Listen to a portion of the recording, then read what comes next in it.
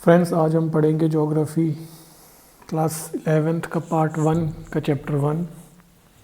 UPSC के हिसाब से तो इसमें कुछ इतना खास नहीं है, पर फिर भी हम इसको मोटा मोटा 10-15 मिनट में कवर कर देंगे।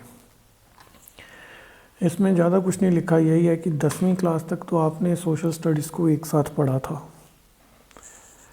तो अब ये जो 11th क्लास की बुक है, इसमें आकर ज्योग्राफी एक अलग डिसिप्लिन बन जाता है। वहाँ पे अलग से आपको एक बुक मिलती है ज्योग्राफी की, वहाँ ये सिर्फ ज्योग्राफी पढ़ाई जाती है।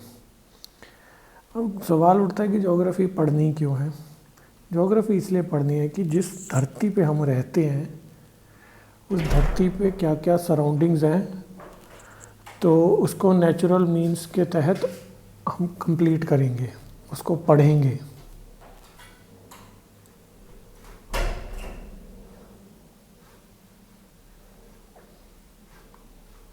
आगे आ जाते हैं हम। इसमें ज़्यादा कुछ है नहीं।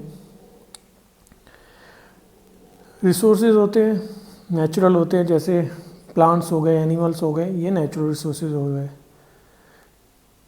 टेक्नोलॉजी बढ़ती है, हम फूड को ग्रो करना सीखते हैं और नेचुरल रिसोर्सेज को यूज़ करते हैं, ज़मीन को यूज़ करते हैं, सॉइल को यूज़ करते हैं, वाटर को यूज़ करते हैं। हम अपनी फूड हैबिट्स को एडजस्ट करते हैं जिस तरह की कंडीशंस में हम रहते हैं।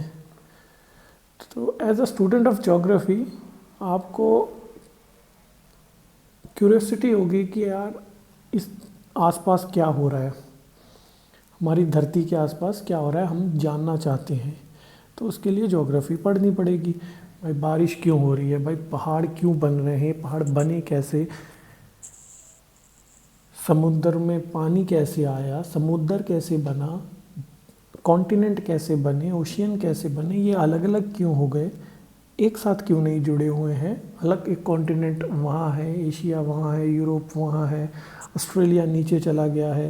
तो ये सब पढ़ने के लिए, आप पता करने के लिए ज्योग्राफी भी एक तरह से साइंस है। इसको साइंस माना जाता है। हर एक चीज़ फैक्ट बेस होती है, एक्सपेरिमेंट होते हैं इसमें भी। तो इसमें हम आगे पढ़ेंगे, कुछ टर्म्स होंगी जो अगर मेरे को जो लगता होगा इम्पोर्टेंट। बाकी अगर आप भी बहुत अच्छा पढ़ रहे हैं, आप भी खुद से एक बार इसको रीड करेंगे तो इसमें कुछ ऐसा खास मिलेगा नहीं। आगे ज्योग्राफी के हिसाब से अगर कुछ क्वेश्चन आ जाए कि भाई कुछ टर्म्स आ सकती हैं, जैसे कि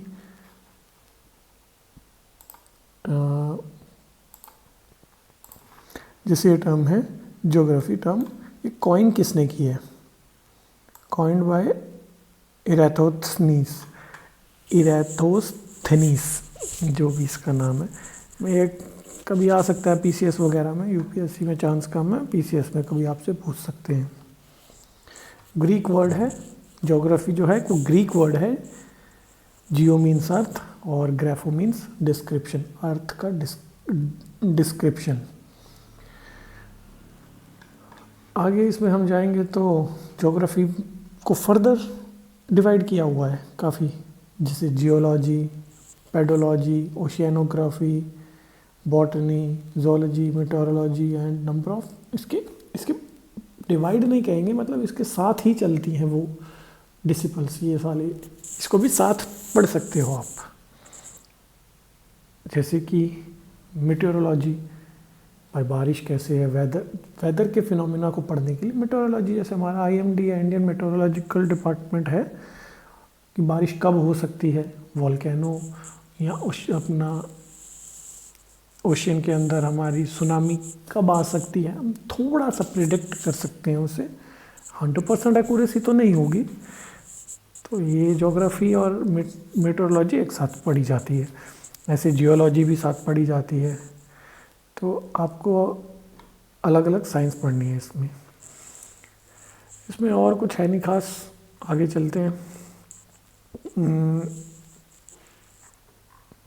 कोई ऐसी टर्म होगी तो मैं आपको ज़रूर बताऊंगा इसके अंदर, जिसको आपको याद रखने लायक होगी, लेकिन इसमें ऐसी अभी कोई मुझे ख़ास टर्म मिल नहीं रही है।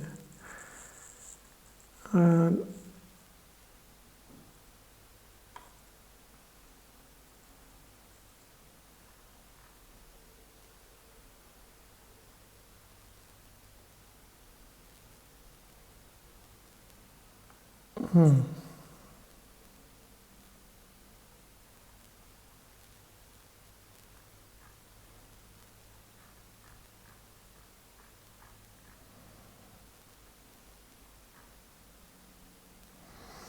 ब्रांचेस देख सकते हैं ज्योग्राफी के क्या क्या हैं। फिजिकल ज्योग्राफी है, ह्यूमन ज्योग्राफी है। ये ब्रांचेस को आप थोड़ा सा देख सकते हो, इसमें कोई क्वेश्चन कुछ नहीं बनता है। अगर आपने कोर ज्योग्राफी ही पढ़नी है, जैसे बीए ज्योग्राफी करनी है या उससे कुछ ग्रेजुएशन में ज्योग्राफी करनी है, तो इसके लिए आपको पता होनी चाहिए। इसमें से क्वेश्चन कोई नहीं बनता है आपका। कुछ टर्म्स हैं वो आएंगे आगे, क्वेश्चंस आएंगे, उसमें से आपको क्लियर हो जाएगा कि कौन कौन से क्वेश्चन बन सकते हैं। ये टर्म्स कुछ सेंटेंसेस आ जाते हैं, जैसे हरियाणा पीसीएस में भी ज्योग्राफी पे कुछ क्वेश्चंस आए थे, तो उसमें आप देख सकते हैं। जैसे ये हमारा है, geography is concerned with the description and explanation of the areal differentiation of the earth surface. ये किसने कहा था? ज्योग्राफी को डिफाइन इस तरीके से किसने किया था? रिचर्ड हर्ट्ज़शॉ ने कहा था।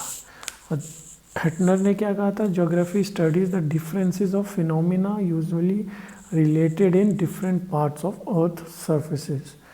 जो रिचर्ड था वो कहता था कि एरियल डिफरेंशिएशन है ना जो अर्थ सरफेस की, उसकी एक्सप्लेनेशन को ज्योग्राफी बोलते हैं। एरियल डिफरेंशिएशन क्या, अलग अलग लेवल पे क्या है ज्योग्राफी। और ऐसे हमारे दूसरे भाई साहब हैं हेटनर, उन्होंने बोला है कि ज्योग्राफी जो है अलग अलग फिनोमिना जो चल रहे हैं हमारे, बारिश हो रही है, बर्फ़ गिर रही है, लैंडस्लाइड हो रहा है, सुनामी आ रही है, अलग अलग फिनोमिना हो रहे हैं ना, वॉल्केनिक इरप्शन हो रहा है, तो इसकी जो स्टडीज़ हैं उसको हम ज्योग्राफी बोलते हैं। पहाड़ कैसे बन रहे हैं, ये भी एक फिनोमिना है।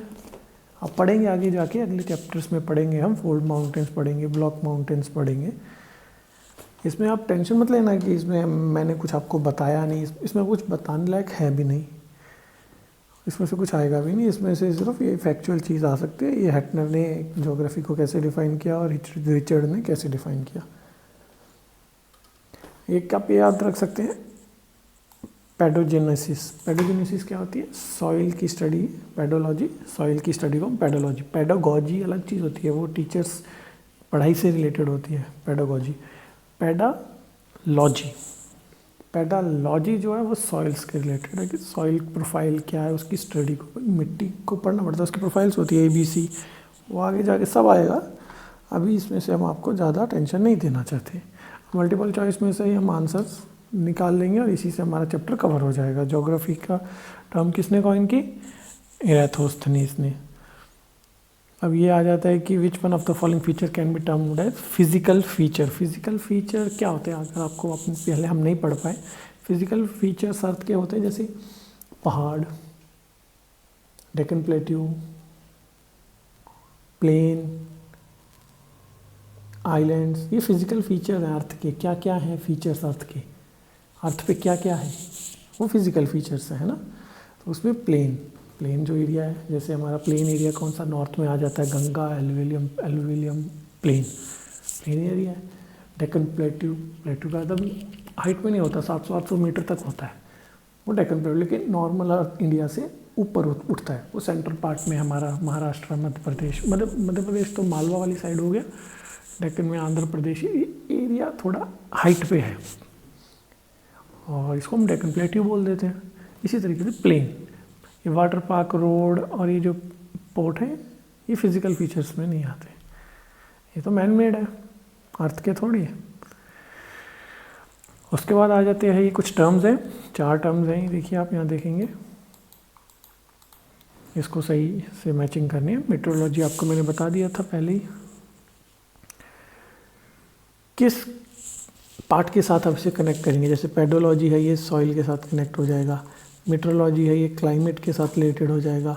सोशलॉजी सोशल ज्योग्राफी के साथ, और डेमोग्राफी पॉपुलेशन ज्योग्राफी के साथ। डेमोग्राफी होती है कि किस जगह पे किस तरीके से पॉपुलेशन ग्रो कर रही है। हो सकता है एक एरिया में बूढ़े ही बूढ़े रह रहे हैं, एक एरिया होगा जवान ही जवान रह रहे हैं, वहाँ की डेमोग्राफी बूढ़ी है, यहाँ की डेमोग्राफी जवान है, तो ये आपको देखना पड़ेगा।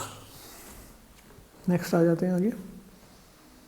विच one of the following question is related to cause effect relationship. Cause effect, ये चीज़ पता नहीं क्या है, इसको छोड़िए आप, इसमें कुछ है नहीं। कॉज और इफेक्ट रिलेशनशिप क्या क्वेश्चन बन सकता है, व्हाट कॉजेज, तो व्हाट होगा ये।